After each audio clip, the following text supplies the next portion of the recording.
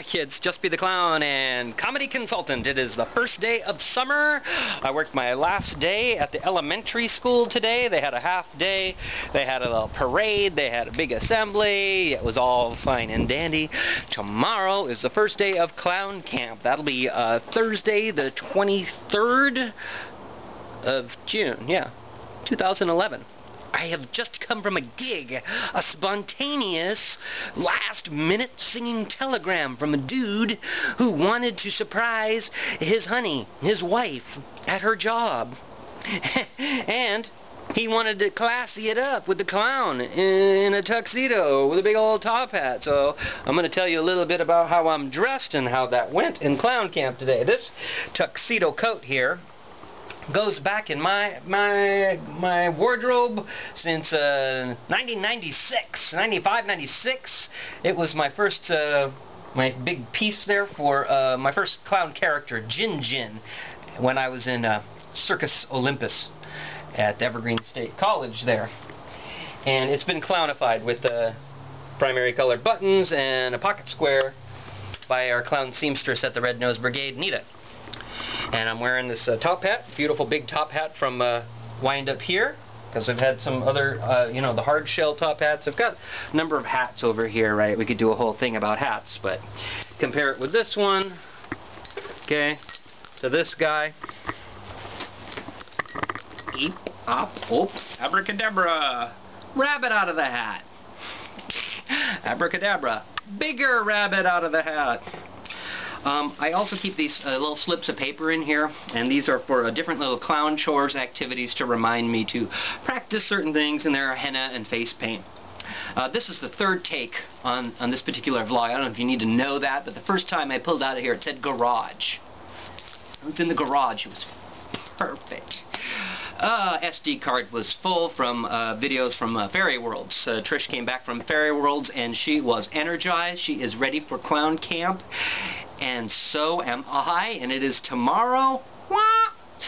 I want to keep telling you about the singing telegram, because the guy called and he wanted the singing telegram, and I told him the rate. That wasn't what he was thinking. He told me what he was thinking. That wasn't what I was thinking. I told him the rates from going through the national, going through AmericanSingingTelegrams.com. My friend John books me up, right? Some people say, hey, that's the rate. If you want it, that's the rate. If you go directly through me, maybe there's some room. So we negotiated, and because I had the time available, I wanted to work. I wanted to help this guy. When you are a husband and you want to show your wife your affection, you want to serenade her, but you don't want to do it yourself.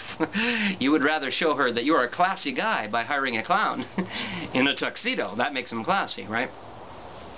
To kind of embarrass her, surprise her, make her feel stimulated by primary colors, I guess. Okay, so I did it. I did it for less than my usual rate. And over at the ESD 113, those are the people that they have their hands in all these it stands for Educational Service District. So they can do workshops. They can book me in for comedy consulting, for laughter yoga, you know, as a stress relief, as a way to lots of things that laughter yoga is good for, to do the workshops that I would want to do, which is why we need class clowns, how to turn the ha-ha into ah-ha.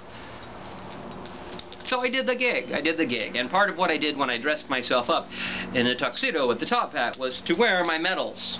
So I'm wearing my medals, my People's Choice, my silver, my first place, all these going way back to when I was a thespian in high school, a million years ago, and even to the recent Northwest Comedy Fest. But it gives me a weighted feeling, and it reminds me to tell you, if you are a clown that is watching this, to learn about clowning and the business of it, that you can wear your medals sometimes, not all the time maybe. You want them to last. You can display them, hang them on the wall. If you have certificates, hang them, frame them, put them in your brag book.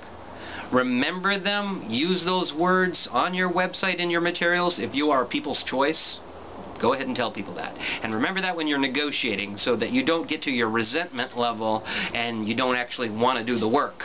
I wanted to do the work for this guy and for his lovely wife. And the two stepchildren that were there, the two young boys, I gave the guys the menu of services in case you have other parties. And and I hit up the people working at the ESD 113, gave them a business card and stuff. So, running the business, doing the clowning, yay! Rabbits out of hats. Tomorrow's clown camp. I will be seeing you guys then.